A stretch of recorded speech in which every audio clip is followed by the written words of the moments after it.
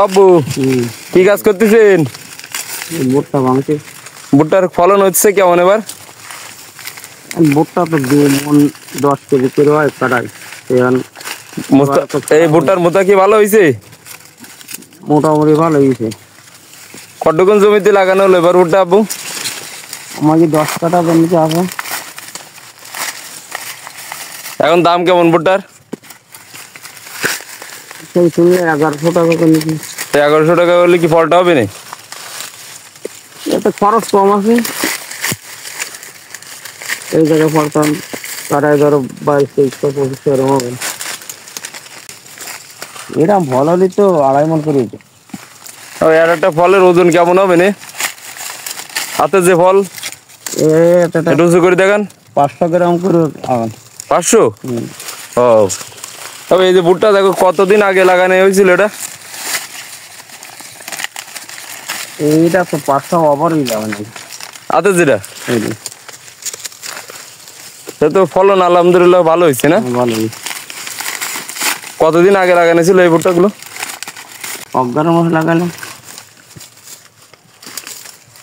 কয় মাস পরে হচ্ছে?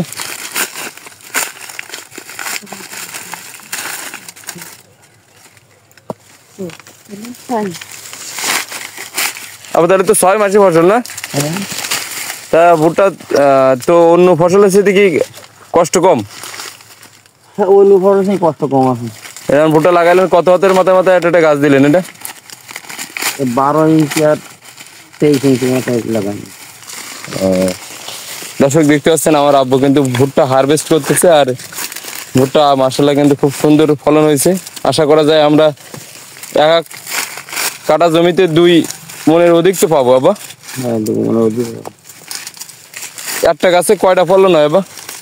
একটা হয়, দুটো হয়। এই একটা হয় ভালো বেশি। দুটো হলে কি সমস্যা হয়? ছোট হয়ে যায়।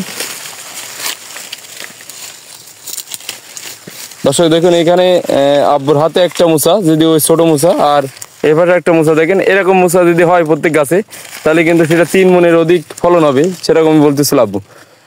আর এটা আমাদের নিজেদের ক্ষেত, দেখতে পাচ্ছেন এই একটা ভুট্টার মুসা ছেঁড়া হচ্ছে। আবার এটা তো 500 গ্রাম মতন ফিরায়। হ্যাঁ, ভুট্টায় কি তাহলে ধানের সাথে খরচ কম? জানো সেই মেলা করছেন। ভুট্টা চাষ তো আসলে মানুষ বোঝে না, এই জন্যই করে না অনেক। ওটা তো নিচের জমিতে হয় না। তার উপরে জমির জন্য ভুট্টা চাষ ভালো। হ্যাঁ,